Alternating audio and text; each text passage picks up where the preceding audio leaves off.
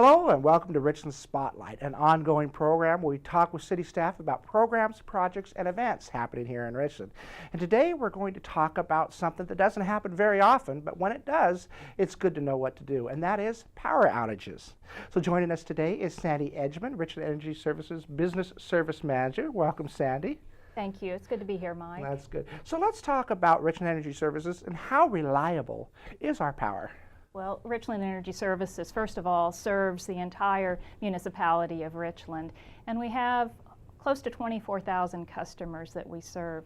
We occasionally do have power outages. Most of them are very short in duration and affect maybe 4 or 5 houses, and other times we do have larger outages, and I can give you some more information about that. So let's talk about how do some of these power outages occur?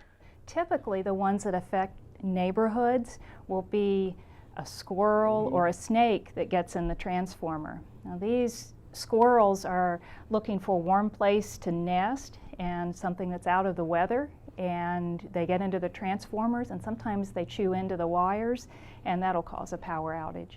So nature has a way of taking care of that. It does, it does. Now, we do install squirrel guards to prevent that. That increases our reliability, and it also keeps the critters out of our equipment. So, I mean, power outages seem to always happen at the most inconvenient times. So how do crews respond to the outages? Well, our crews are available 24/7. So folks can call the power outage numbers, and during office hours, that's 7 to 3:30. The number is 942-7421. And after hours, the number is 943-4428. There's always someone on standby, so what happens when we get an outage call, it's relayed through dispatch to the person that's on standby, and then that line crew foreman goes out and assesses the situation, and after they determine what the outage will take, what it'll take to restore power, then they call in the crew if necessary and go ahead and fix the equipment issue. So, call these numbers during hours or after hours if you lose power. But what should citizens not do if their power outage goes out, such as call 911? Well, that's the main thing, is just to not call 911 unless there is an issue, a life-threatening issue. That might include a car accident that's hit one of the poles or the transformers, or a power line being down. Then we definitely want folks to contact 911 to get the emergency care that they want. Otherwise, if your power goes out, you can go to the breaker and double check to make sure that your breakers haven't tripped, and also check around, see if other people in your neighborhood are out. How do we utilize social media for these larger events? For larger outages that affect a widespread area or a number of customers, then we post on our Facebook page, the city's Facebook page, and also on Twitter. When folks are reporting outages, there are several ways they can report them. The numbers is really what they need to call. We're not monitoring Facebook and Twitter 24/7, and so we don't always get those messages right away. The other way that you can report issues such as street lights being out and non-urgent power supply issues would be through our website through Request Tracker.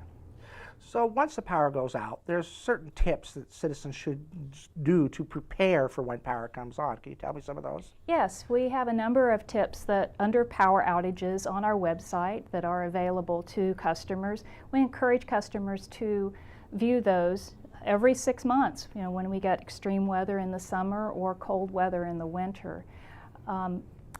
Making sure that you don't open your refrigerator door and your freezer for extended outages. You can maintain the temperatures in those so that the food doesn't spoil. There are some tips on when to get rid of food if there is an extended outage so that you don't get sick from eating it. Other things that you'll want in place, of course, during the winter when it might be dark, have flashlights available, and anything that might require power in your house that is critical, such as medical equipment, have a battery backup that is available. And things like heavy loads items, it's better to have those off so when power comes on it doesn't actually trip your system then, isn't that correct? Yes, you can. You can turn those breakers off. Things like clothes washers or dishwashers, if those are operating at the time, it's best to power those down. HVAC system also will protect that equipment. So we're talking a lot about what we call unplanned outages, and things happen, nature, accidents, so on and so forth. But what about what we have are called planned outages? What are those, and how do we notify citizens? Well, in order to keep the equipment safe and also our crews safe, we have regular maintenance that we do to make sure the system is operating optimally, and also to increase the reliability.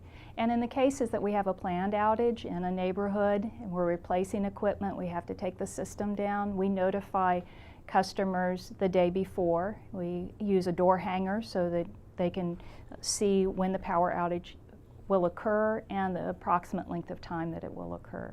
So Sandy, how is the city, Richland Energy Services, planning to deal with power outages in the future? Well, we're always pursuing new technologies that will help us operate effectively, and one of the things that customers can do if they're on larger utility systems can log on and see what the status of their power outage is. And we're moving towards that. We're doing some planning with automatic metering infrastructure, and with that will come a power outage management system where folks can get online on their smartphones and see if only they are affected, or get updates on the status of the outage, how long it will occur, and where crews are. So, in closing, what do we want citizens to know about their Richland Energy Services?